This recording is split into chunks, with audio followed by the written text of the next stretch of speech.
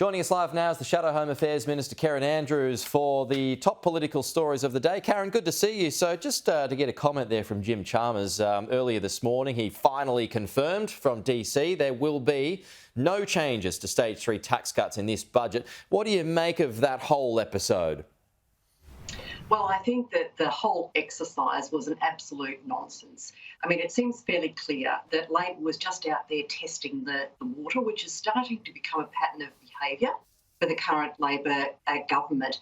Look, my understanding is Jim Chalmers has only ruled out that there will be no changes in the current budget. He needs to come out and make it very clear that there won't be any further changes to what was legislated for the stage 3 tax cuts for the remainder of this term of the parliament. So I think he's just being maybe a little bit cute with his words, and he needs to be very clear with the Australian people exactly what Labor's intentions are.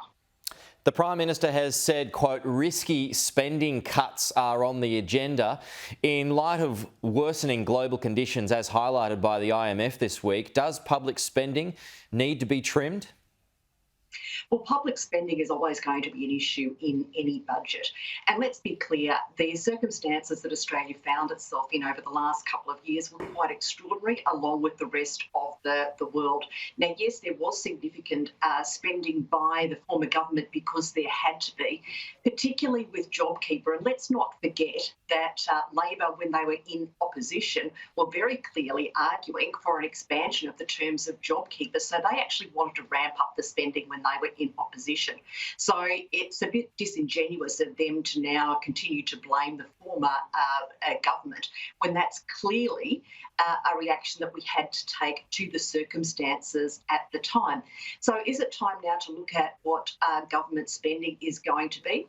Absolutely, we need to get control of the budget. That's a very important thing for any government to be doing. So it'll be interesting to see what the budget is. It will also be a very good indicator of future behaviour by Labor, because they've been very strong in blaming the former government for everything poor that's happening around Australia, which in itself is a nonsense.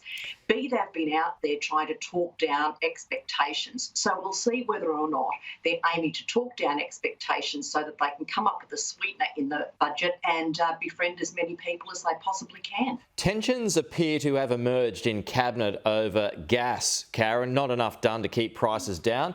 The AWU warning yesterday that manufacturing will be hit as a result of it. What's your reaction to that fight that seems to be emerging over gas? Well, it appears that some of the Labor ministers are coming quickly to the conclusion that, in fact, in government you have to make decisions that are unpopular. And in this case, we have Labor trying to appease the unions. We have them trying to look at what their policies are going to be. And I think it just indicates a lack of preparation that Labor made to go into government.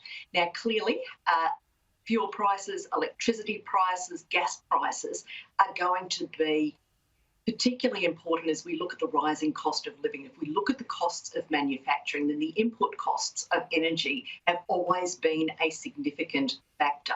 So in government, we looked at how we were going to deal with those issues. We looked at what the technologies could be.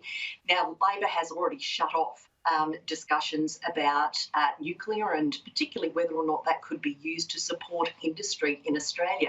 So on the one hand, you've got Labor saying we need to support manufacturing, but at the same time ruling out ways that energy prices can be reduced. So they're going to have to come to terms with that very quickly. Otherwise, it will be the death of manufacturing in Australia.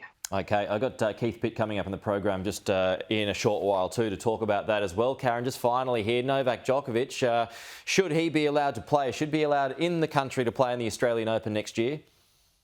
Well, what is the difference between the circumstances that Mr Djokovic found himself in and other people who were not vaccinated? Australians did a great job of accepting the conditions that were imposed, particularly by the states. Now, all of a sudden, there's talk about Mr. Djokovic maybe being given an opportunity to come to Australia, and that's clearly because he's a wealthy individual.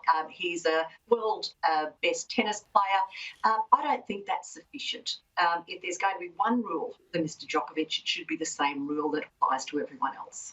So, but I mean, if unvaccinated people are allowed in the country now, he's unvaccinated, shouldn't he just be allowed in?